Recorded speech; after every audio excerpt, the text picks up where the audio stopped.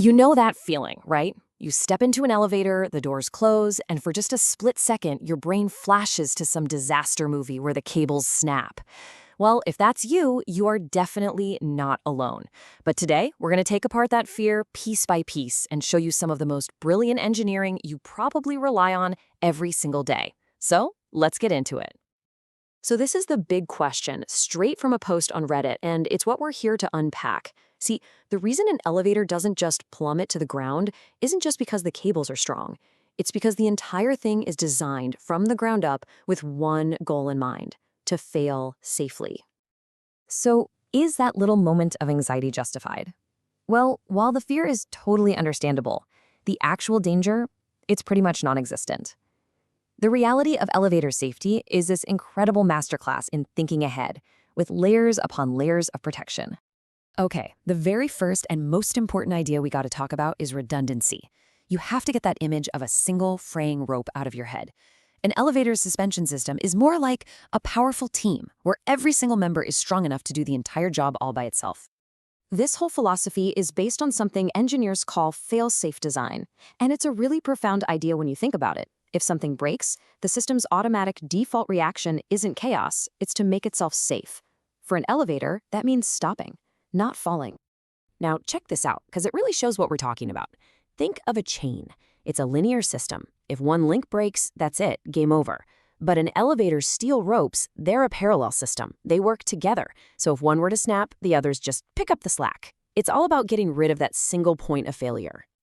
In fact, and this is the part that just blows my mind, the engineering is so robust that just a single one of these heavy-duty steel wire ropes has enough strength to hold the entire weight of a fully loaded elevator car, all by itself. And yet, even though they only need one, pretty much every single cable-driven elevator in the world uses somewhere between 4 and 8 of them. That, right there, is the principle of redundancy in action. It's not just safe, it's overwhelmingly, almost ridiculously safe. So we've established the cables are incredibly unlikely to fail. But, good engineering always asks, yeah, but what if? What if the completely impossible happens and every single one of those cables were to snap at the same time? I mean, this is the nightmare scenario, isn't it? The one from the movies? Well, engineers planned for that too. And they did it with a backup system that is so simple and so brilliant, it's barely changed in over 150 years. Yeah, this isn't some brand new digital technology. The core safety brake was invented by a guy named Elisha Otis way back in 1852. And he was so confident, he actually stood on a platform, raised it high in the air, and had the rope cut in front of a huge crowd. This single invention is basically what made skyscrapers possible. So how does it work? It's just pure physics, which is what makes it so cool. There's a device called a speed governor that spins along with the elevator.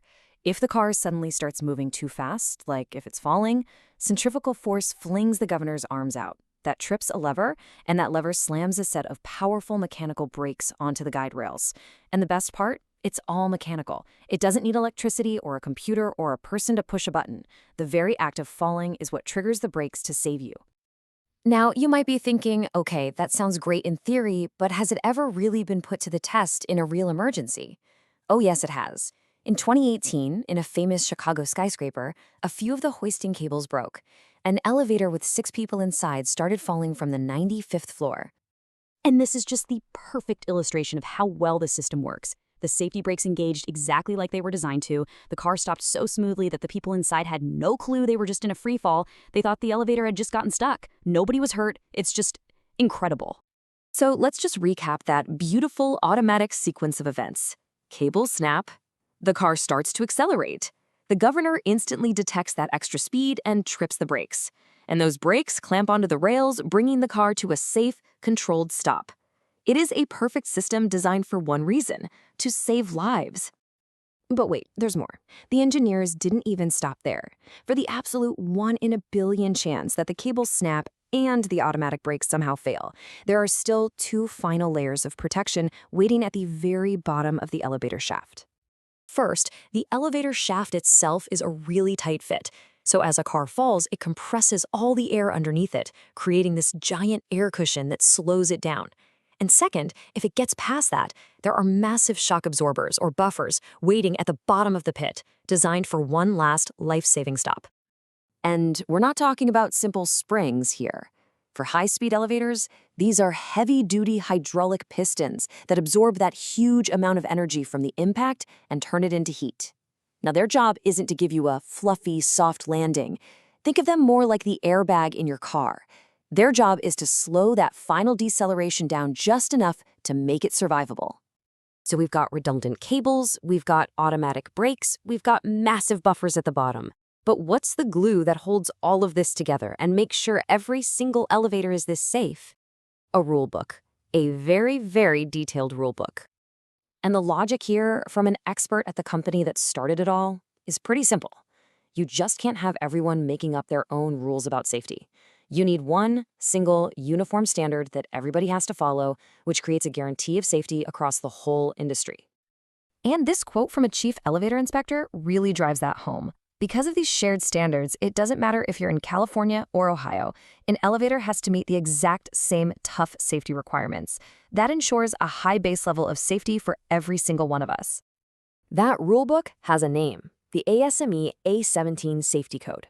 It was first published over 100 years ago, back in 1921, and it's the master document that controls everything from design and construction to inspections and maintenance. It's the human system that makes sure the mechanical systems always work.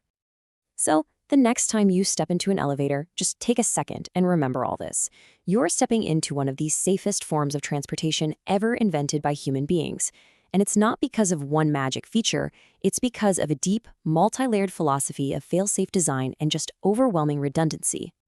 It really makes you wonder, doesn't it? What other marvels of hidden engineering are all around us, just quietly keeping us safe every single day? It's just a testament to the power of thinking ahead and planning not just for things to go right, but for everything that could possibly go wrong.